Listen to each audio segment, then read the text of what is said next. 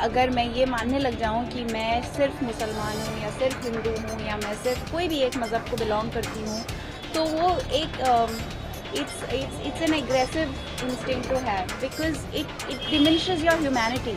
आप इंसान हैं, आप अपनी इंसानियत को ना भूलें। हर शख्स, हर इंसान जो पैदा होता है वो इंसानी होता है, लेकिन सिर्फ इंसान होना काफी नहीं है। इंसान होना जरूरी है। हर मुसलमान पहले इंसान होना जरूरी है उसे। इस्लाम की सारे बातें, एक भी बातें मैंने कहा मैं तकरीर में, इंसानियत के खिलाफ नहीं है। एक भी बातें मैं चैलेंज करता हूं, आप एक भी बात इस्लाम की बुनियादी बात बताओ जो इंसानियत के खिलाफ है। मुसलमान होने के लिए अच्छा इंसान होना जरूरी है। अगर आप अच्छे इंसान नहीं हैं तो मुसलमान हो ही नहीं सकते। लेकिन सिर्फ अच्छा इंसान होना काफी नहीं है।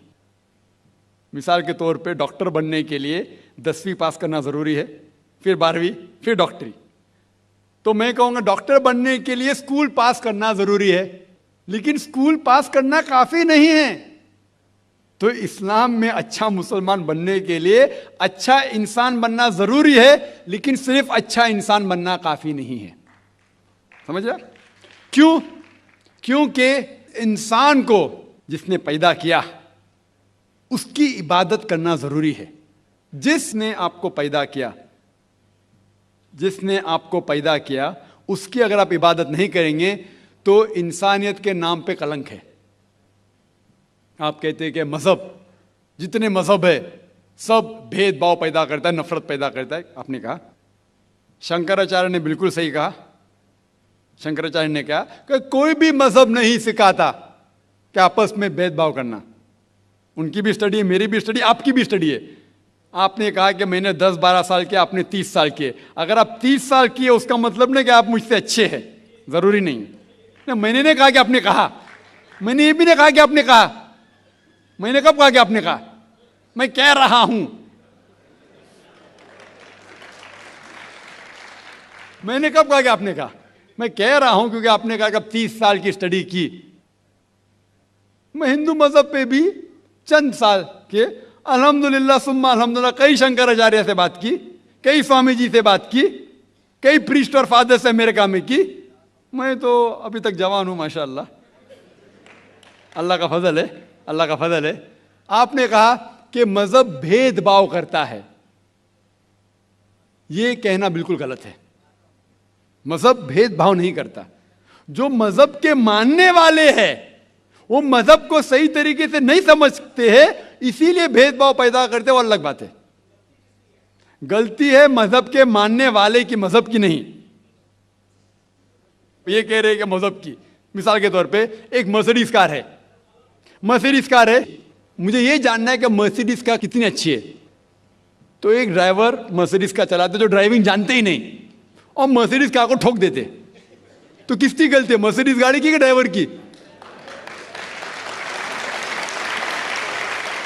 अगर आपको जानना है मर्सिडीज कार कितनी अच्छी है तो आपको यह देखना चाहिए स्पेसिफिकेशन, उसका पावर कितना है, हॉर्स पावर कितना है, माइलेज कितना है, सेफ्टी मेजर कितना है। उसकी तहकीक करने के बाद आपको कहना चाहिए कि कितनी अच्छी मर्सिडीज कार है। अगर जानना चाहिए कितनी अच्छी है तो उसको बिठाओ जो ड्राइविंग जानता है।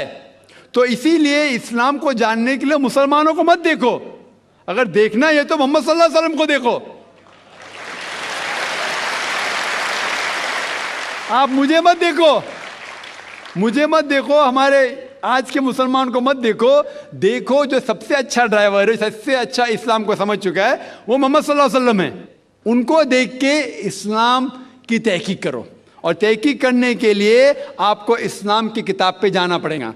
और आपने जो कहा आखिर के अंदर कि सारी मजहब किताब बाद में लिखी गई, पहला कहना था, आप काफी हद तक के सही है, आप काफी हद तक के सही है कि आप बिल्कुल सही फरमाते, लेकिन यह कहना कि सारी मजहब की किताब, उसमें गलती है। अक्सर मजहब कितने किताब है, वेद हो, उपनिषद हो, बाइबल हो, ओल्ड टेस्टामेंट हो, न्यू टेस्टामेंट हो, आपने कहा मूसा अलैहिस्सलाम से लेके वहां सही था, लेकिन आखिरी में जो आपने गलती की, मोहम्मद सल्लल्लाहु अलैहि वसल्लम, वहां गलती की। आखिर में आके आप अटक गए, आखिर में आके आप फंस गए। आपने शायद इस्लाम का मुताला सही तरीके से नहीं किया गया। आपने शायद अरुण शुरू की किताब पढ़ी होगी। अगर आप कोई मजहब का मुताला करना चाहते हैं तो जो मजहब को समझ चुका है उसकी किताब पढ़ो। आप अगर अरुण शुरू की किताब पढ़ेंगे और इस्लाम के मुताला करा कहेंगे, ये किधर का सही फैसला है? मैं कहता हूं अरुण शूरी जैसे लोग की पढ़ी होंगी, क्योंकि जब भी कुरान नाजिल हुआ, जब भी कुरान की आयत नाजिल होती थी, मोहम्मद सल्लल्लाहु अलैहि वसल्लम अनपढ़ थे। जब भी कोई आयत नाजिल होती थी वो उसे याद करते थे और अपने साथियों सहाबा से उसकी तिलावत करते थे और सहाबा फौरन उसे लिख लेते थे। तो मोहम्मद सल्लल्लाहु अलैहि वसल्लम की मौजूदगी में हर आयत लिखी जाती थी और वो उसे चेक कर, मिसाल के तौर पे इक़रा बिस्मि रब्बिकल लज़ी खलक़ आयत नाज़िल हुई, उन्होंने याद किया, सहाबा से कहा, सहाबा ने लिखा इक़रा बिस्मि रब्बिकल लज़ी खलक़, पढ़ के सुनाओ, पढ़ा, हाँ सही। अगर गलती होती तुम्हारी टोक देते थे। तो मोहम्मद सल्लल्लाहु अलैहि वसल्लम की मौजूदगी में जब भी अल्लाह सुब्हाना व तआला आयत नाजिल करते थे वो याद करते थे और लिखवाते थे और चेक भी करते थे। सारा कुरान मजीद मोहम्मद सल्लल्लाहु अलैहि वसल्लम की मौजूदगी में लिखा गया। आप जो कह रहे वो हजरत उस्मान का जिक्र कर रहे, वही तो अफसोस की बात है, आपने सही मुताला किया ही नहीं।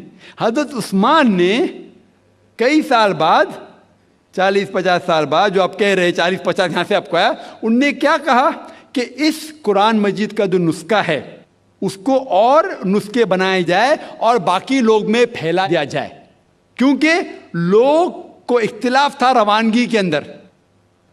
तो उसको दूर करने के लिए हजरत उस्मान रज़ियल्लाहु अन्हु उनने कहा कि जो नुस्खा मोहम्मद सल्लल्लाहु अलैहि वसल्लम की मौजूदगी में था उनने अपनी बीवी को दिया, हजरत हफ्सा को, और जो हजरत उमर की बेटी थी उनके पास महफूज था, उनने लिया, और 5-6 साहबा जो ज़ैद बिन थाबित रज़ियल्लाहु अन्हु उनकी सदारत में उसकी नकल की, और ये नकल हुए नुस्खे को दुनिया के अलग अलग जगह पे फैलाइए। और एक नुस्खा अब भी मौजूद है कोप्टा की म्यूजियम में, कोप्टा की म्यूजियम इस्तांबुल में। तो आप जो जिक्र कर रहे हैं वो उतारे हुए कुरान शरीफ का जिक्र कर रहे, जो हकीकत में कुरान शरीफ है वो मोहम्मद सल्लल्लाहु अलैहि वसल्लम की मौजूदगी में लिखा गया था। उनने खुद उसको चेक की क्या सही था, और जब भी आयत नाजिल होती थी अपनी सही जगह पे उसे लिखवा लेते थे मोहम्मद सल्लल्लाहु अलैहि वसल्लम। तो ये कहना बाकी मजहब की किताब में अक्सर अब सही है।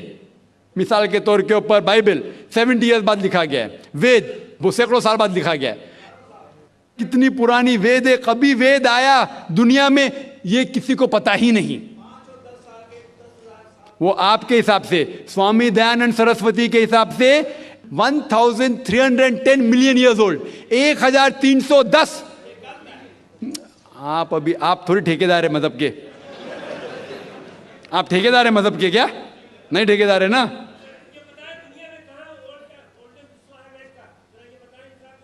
हाँ इसलिए ओ भाई साहब ना, बिल्कुल सही भाई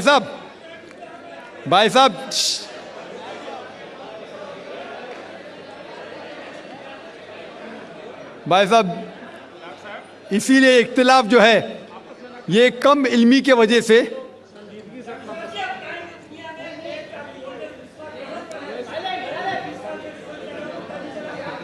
वेद का संजीदगी से, वेद का क्या नहीं, सब लोग चुप हो जाए, नहीं आवाज। भाई साहब ने कहा कि दुनिया का सबसे ओल्डेस्ट स्क्रिप्ट वेद है, वो कुछ हिस्टोरियंस कहते हैं, बट ओल्ड होना मतलब नहीं कि सही। जो कुछ ओल्ड है वो सबसे बेहतर होना जरूरी नहीं। मिसाल के तौर पे मेरे पास पुरानी गाड़ी है 50 साल पुरानी, उसका मतलब नहीं कि नई गाड़ी से अच्छी है।